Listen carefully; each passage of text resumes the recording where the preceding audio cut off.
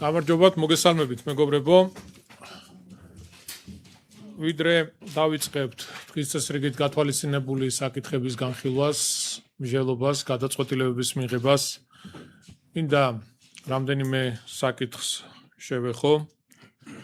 პირველი მინდა გამოვეხმაურო ახლო აღმოსავლეთში მიმდინარე მოვლენებს, საომარი მოქმედებები რეგიონის ყველა ქვეყანას უქმნის საფრთხეს. ამდენად გასაკვირველია ჩვენც ვერ ვიქნებით გულგრილნი ამ პროცესისადმი.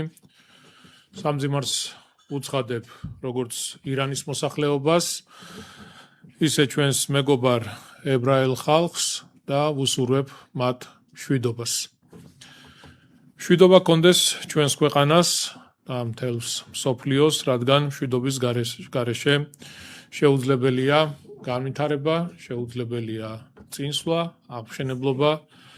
მე მგონი ყველავთან ხვდებით ერთ რამეზე, რომ ის პოლიტიკა, რომელსაც ქართული ოცნება დემოკრატიული საქართველო ახორციელებს, ის პრაგმატული პოლიტიკა არის ძალზედ მნიშვნელოვანი. ჩვენ რა თქმა უნდა მშვიდობის გარეშე ვერ შევძლებთ ქვეყნის ეკონომიკურ განვითარებას, ვერ შევძლებთ წინსვლას, აღმშენებლობას. ცხადია, ყველაფერს გავაკეთებთ იმისთვის, რომ გაგრძელდეს ეს პოლიტიკა და შევინარჩუნოთ მშვიდობა. როგორც იცით, ახლო აღმოსავლეთის რეგიონში არსებული ვითარებიდან გამომდინარე, მთელი რიგი ქვეყნების საჰაერო სივრცე დაიხურა. საქართველოს მოქალაქეები იმყოფებოდნენ და დღესაც იმყოფებიან დუბაიში, აბუ-დაბიში. საქართველოს მთავრობამ დააორგანიზა სპეციალური ჩარტერული რეისები. აღნიშნული თვითმფრინავები ომანიდან განახორციელებენ ფრენას საქართველოს მიმართულებით. მე გვიშინ ვისაუბრე ჩემს ვიდეო ჩართვაში და დღეს კიდევ ერთხელ მინდა გავიმეორო, რომ აუცილებლად უნდა მიმართოთ საქართველოს საელჩოს და დეტალურად გეტყვიან ფრენებთან დაკავშირებით. გამოფრენა ხდება ომანის დედაქალაქიდან, მსკატიდან და ვფიქრობ ძალიან მნიშვნელოვანია აღნიშნული გადაწყვეტილება. ასე იქცევა პასუხისმგებლიანი ხელისუფლება, როდესაც საქმე ეხება საკუთარი მოქალაქეების უსაფრთხოებას, სიმშვიდეს. მინდა კიდევ ერთხელ მადლობა გადაუხადო პრემიერ-მინისტრს და ზოგადად მთავრობას აღნიშნული გადაწყვეტილებისთვის. ასევე ხაზგასასმელია ის ფაქტი, რომ ქართველმა ბიზნესმენებმა შეძლეს საქართველოს მოქალაქის 122 მოქალაქის ყველანაირი გადასახადების გარეშე გამომგზავრება მასკატიდან თბილისის მიმართულებით. მინდა ყველა თითოეულ მათგანს მადლობა გადაუხადო.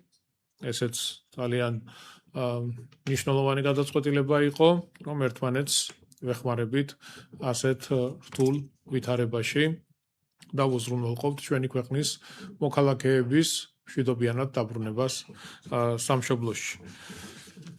ორი დღეა სოციალური ქსელები და მედია, განსაკუთრებით საუბარი არის ოპოზიციურ და რადიკალურ დაჯგუფებებზე, მათ წარმომადგენლებზე. მთელი ამ დღეების განმავლობაში უამრავი სიცრუე, უამრავი ცილისწამება, უამრავი სიბინძურე, ყველაფერს კადრულობენ და ყველაფერს აკეთებენ. შემდეგ უკვირთ, რატომ იმყოფებიან იმ მდგომარეობაში, რა მდგომარეობაშიც დღეს არიან. არ მინდა აღარ გავაგრძელებ ამ თემაზე საუბარს. კიდევ ერთხელ ვუსურვებ მშვიდობას ჩვენს რეგიონს, მთელს მსოფლიოს. მადლობას გადაუხდი არაბთა გაერთიანებული საემიროებისა და კატარის მხარეებს ჩვენი მოქალაქეების მიმართ გამოჩენილი ყურადღებისთვის. ჩვენს მოქალაქეებს მშვიდობით დაბრუნებას ვუსურვებ სამშობლოში. როგორც გითხარით, საქართველოს მთავრობამ მიიღო გადაწყვეტილება ჩარტერულ რეისებთან დაკავშირებით და გამოიყენეთ ეს შესაძლებლობა. ასევე მინდა შევეხო ბოლო დღეების განმავლობაში დედაქალაქში მოსული უხვინ ალექსისა და მის მიერ გამოწვეული პრობლემების საკითხს. თოვლი ჩვენი ქალაქისთვის ცხადია უცხო არ არის, რის გამოც ზამთრის სეზონს ყოველთვის მომზადებულები ხვდებით. ჩვენ გვქონდა ვიდეო ჩართვა ველოდებოდით უხნალექს თოვლის სახით და რა თქმა უნდა გონდა სრული მზადყოფნა ყველა ჩვენი შესაბამისი სამსახური გამგეობებით დაწყებული ჩვენი ინფრასტრუქტურის საკალათო სამსახურით დამთავრებული იყო ყველანაირად მომზადებული სპეცტექნიკით ცოცხალი ძალით და 24 საათიან რეჟიმში გრძელდებოდა მუშაობები სხვადასხვა მიმართულებით გასული დღეების განმავლობაში მოსულმა უხმანალეკმა სამწუხაროდ ჩვენი მოსახლეობისთვის არაერთი პრობლემა შექმნა ქალაქში დაფიქსირდა ხეებისა და ელექტროგადამცემი ბოძების აქცევის უამრავი ფაქტი მათ შორის ზიანი მიადგა საქართველოს ეროვნული ბოტანიკური ბაღის უნიკალურ ხემცენარეთა კოლექციას და იშვიათი მერქნიანი მცენარეების გამორჩეულ ეგზემპლარებს ასევე არაერთ მისამართზე ჩამოიშალა გრუნტის დამჭერი კედელი და მიწის მასა დაზიანდა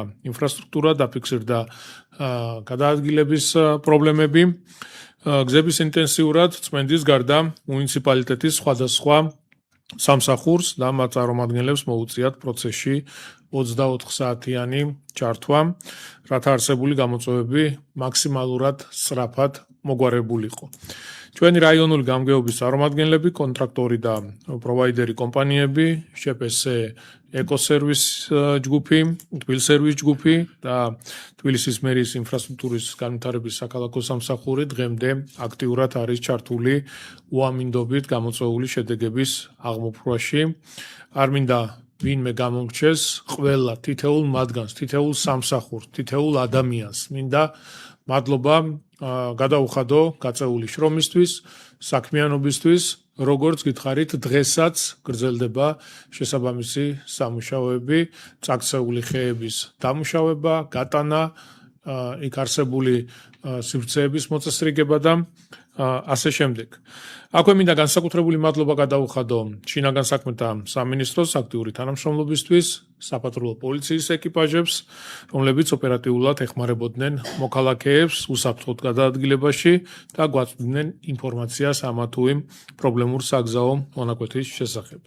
ჩვენი ვალდებულებაა მოქალაქეებს მაქსიმალურად დავეხმაროთ და შეძლების დაგვარად არ დავტოვოთ ყურადღების მიღმა მათი არც ერთი გასაჭირი.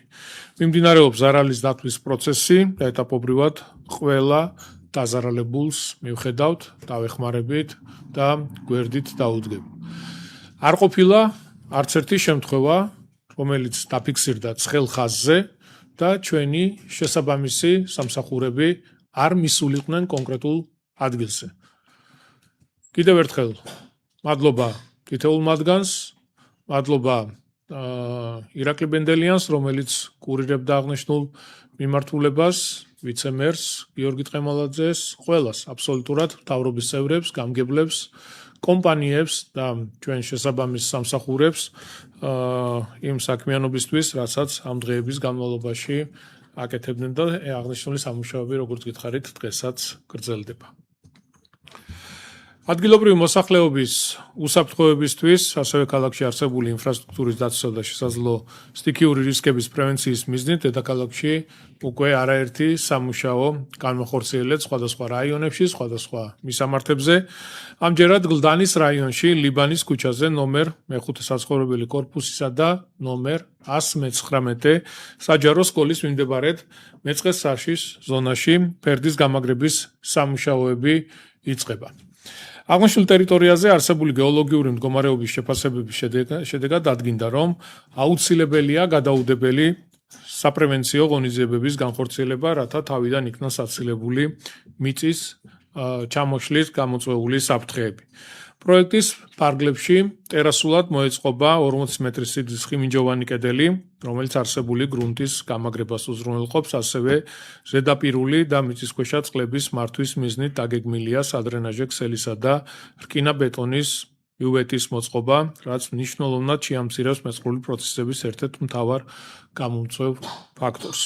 სამუშაოებს ინფრასტრუქტურის განვითარების საქალაქო სამსახური 5 თვის ვადაში განახორციელებს. ამ ტიპის სამუშაოების ჩატარება არის ძალიან მნიშვნელოვანი ჩვენ გარკვეულ რაიონებში გვაქვს მეწყერსაშიში ზონები და იქ შევდივართ შესაბამისი ინფრასტრუქტურული სამუშაოებით ვამაგრებთ აღნიშნულ ფერდებს, რომ იყოს უსაფრთხო და ყველანაირად მოწესრიგებული. და ბოლოს მეგობრებო, ტრადიციულად მინდა მოგაწოდოთ ინფორმაცია ჩვენი სოციალური და ჯანდაცვის პროგრამების მიმდინარეობის შესახებ. როგორც მოგეხსენებათ, თბილისის მერიამ 100 წლის და მეტი ასაკის მოქალაქეებისთვის ერთჯერად ფინანსური დახმარების სახით 10,000 ლარს გასცემს ფულად დახმარებას თბილისში რეგისტრირებული ხანდაზმულებისთვის. მიმდინარე წლის დასაწყისიდან დღემდე მერიისგან საჩუქრად 10,000 ლარი 100 წლის და მეტი ხნის 68 მოქალაქეს ჩაერიცხა. თანხის მისაღებად მოქალაქემ ან მისმა წარმომადგენელმა თბილისის მერიის ჯანმრთელობისა და სოციალური მომსახურების საქალაქო სამსახურს განცხადებით უნდა მიმართოს. განცხადებასთან უნდა ერთვოდეს 100 წლის მოქალაქის პირადობის მოწმობა და ბოლოს 1 წლის განმავლობაში თბილისში უწყვეტი რეგისტრაციის შესახებ საბუთი სამოქალაქო რეესტრის მიერ გაცემული საინფორმაციო ბარათი. იმ ხანდაზმულებს, რომლებიც აღნიშნული პროგრამით 2026 წლამდე უკვე ისარგებლეს, განცხადების დაწერა აღარ უწევთ და ბენეფიტი შესაბამისი პროგრამისთვის მერიის მიერ ბანკში დამზადებულ ბარათზე პირდაპირ ერიცხებათ.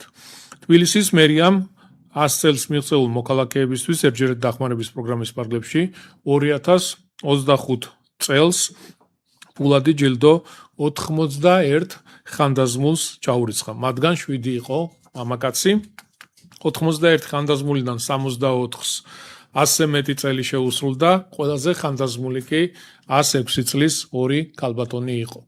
პირველ რიგში ულოცავ ამ ადამიანებს და მინდა ჯანმრთელობა უსურვო და დიდხანს სიცოცხლე. ეს იყო რის თქმაც მინდოდა, ახლა გადავიდეთ უკვე დღესასწრიგით გათვალისწინებული საკითხების განხილვაზე და გადაწყვეტილებების მიღებას. მადლობა.